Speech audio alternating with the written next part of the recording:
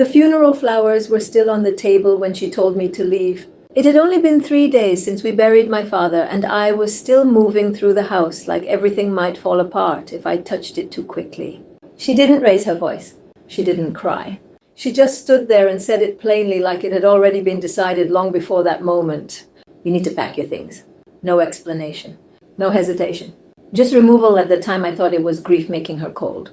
But something about the way she said it felt certain. Like she wasn't reacting, she was following a plan. What she didn't know was she had just made the biggest mistake of her life.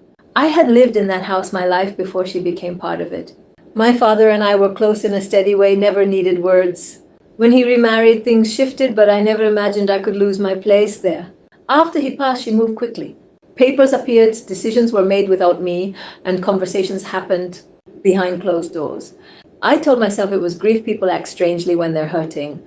But the speed the certainty controlled didn't feel like grief. And that wasn't even the worst part. My father remarried later in life when things between us were already settled into a quiet routine. At first I tried to be open. She was polite, composed, always saying the right things in front of others.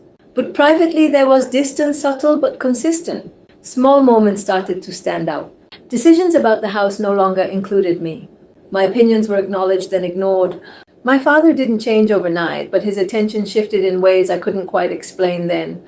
What looked like normal adjustment began to feel uneven.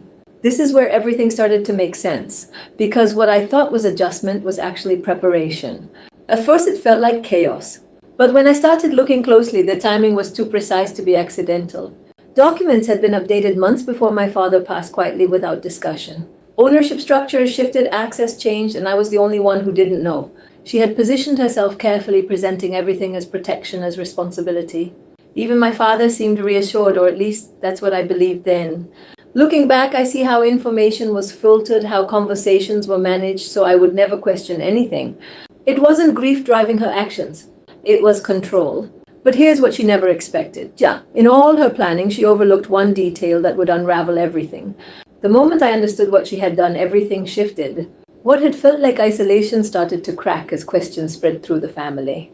Details she had controlled began slipping, and suddenly her version of events didn't hold the same weight. For the first time, I wasn't reacting. I was informed. And that changed how people listened to me. They didn't see it coming because now the balance had shifted and I had a choice to make from that point. I had options, but none of them were simple. I could confront her directly and risk turning everything into open conflict. I could pursue legal action, which meant time, money, and reliving everything she tried to hide. Or I could walk away, protect my peace, and leave the fight behind. Each path carried a different kind of cost. Justice wasn't guaranteed, and neither was closure. The real decision wasn't about the house, it was about what I deserved. In the end, it stopped being about what was taken from me and started becoming about what I refused to lose. Her actions forced a kind of clarity I didn't know I needed. I saw the truth not just about her, but about where I stood. Family, I realized, isn't defined by proximity or property. It's defined by honesty. Sometimes being pushed out is what finally sets you free.